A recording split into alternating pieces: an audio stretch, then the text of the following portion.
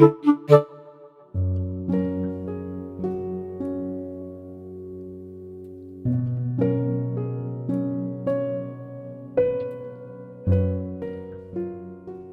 welcome to the third module of our Talking About Mental Health and Wellbeing series. Today we're going to be talking about grief. Grief happens to us all, and it can occur at a moment's notice. And it could be the loss of a loved one, it could be the loss of a relationship, a pet, a job, a pregnancy. You might discover that you're infertile and you can't continue having the gift that you wanted to have of a child. Or it could be that your child has left the home and you've lost that relationship. The more significant the loss, the more intense the grief will be. Growing old is a loss. Growing the lack of ability that you can't do what you used to do is a loss. And it all affects us differently. And it can be expressed differently, and it can affect every part of our lives, whether that's our emotions, whether it's our thoughts, whether it's our behaviors. It can even challenge our beliefs. It can affect us physically, and it can also affect our sense of identity and our self-worth and our own self-esteem and confidence. Grief has no set pattern. Everyone experiences grief differently. Some people grieve for weeks or maybe months, and other people it could go on for years, and it can last for decades. Everyone is different. I know when my father died, my mother cried nearly every day for 2 years. Some people say, well, you need to move on, but you don't move on as simply as just saying the words. You move on forward with that grief, and it changes and affects people differently. And this is the reason why we're talking about grief. Because you may know somebody who is going through an opportunity that they're grieving now, or it may be yourself that are going through that. And how you deal with grief is going to be different because it's going to be a significant change. It could be due to illness, it could be because you're aging, it could be because of divorce or death. And we should avoid grading our way of looking at it to another person's way of looking at it. We don't have the same grief scale. And we can't dismiss someone's loss and saying, well, that's only just that. I remember when my dog died when I was about 10 years of age, and my sister was just didn't really care about the dog very much, but I really felt that loss. And I remember saying to my sister, don't you care? And she goes, no, it's just the dog. But for me, it was significant because that's the relationship that I have with whatever you are losing. And so we should never grade somebody. We should always validate how they're going through it. And even though we might not think it's big, especially if it's a child, we might be very dismissive of it. But, for a child, this is the biggest thing. But even as we're growing older, we might see it through our lens, but we don't see it through the other person's lens. And grief is often seen as, you have the loss and then everything's smooth and you get better. It's not like that at all. It's often very zigzagging. It's all over the place. But we want to be moving forward. And grief is universal, and it's unique for every individual.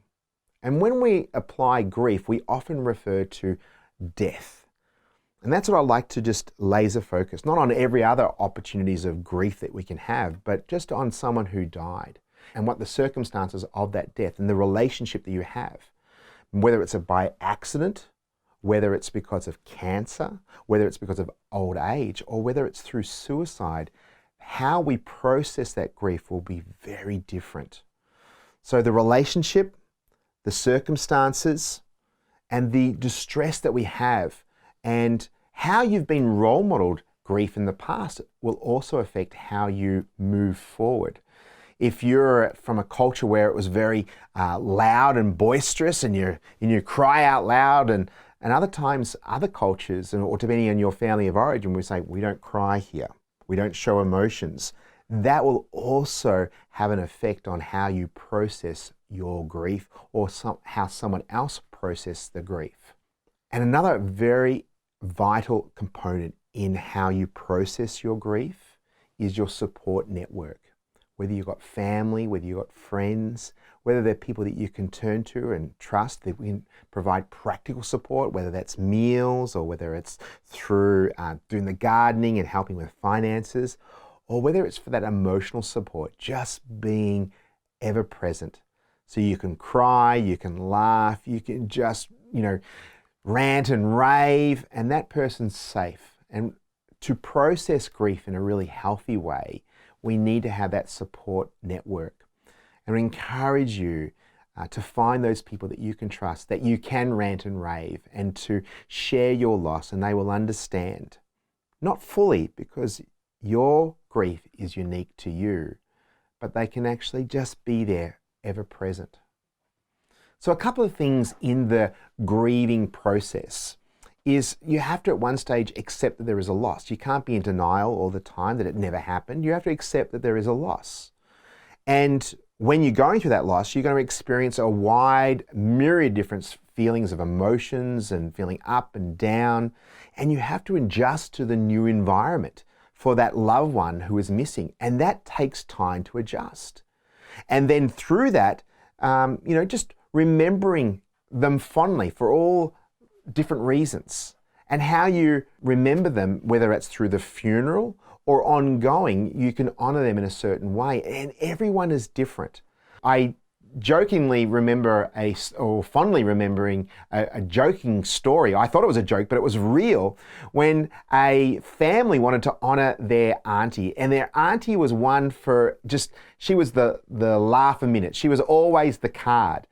And they every year remember her fondly, and they actually had her dentures gold plated and put onto a plaque. And every year they award someone in the family the Auntie Award for whoever did the silliest thing that would have made their auntie laugh. That was just a great way of remembering her. You can't fight grief. You have to go with the flow. So you need to be gentle on yourself and gentle with those around you. Understanding that they may not know what to say and what to do, and you can't actually expect them to know what's going on in your mind unless you communicate that. So when you're going through, acknowledging that you can't fight what you're going through, but acknowledging and accepting that this is difficult for you and it will also be difficult for them.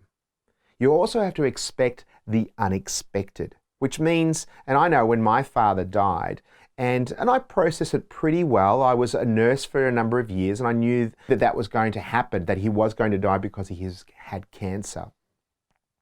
And when he died, I remember I was in a sporting store, and I got the phone call, and they told me that my dad had died. And I just started sobbing in the middle of the sports store. But then I looked all around me and thinking, life is going on. I didn't expect that.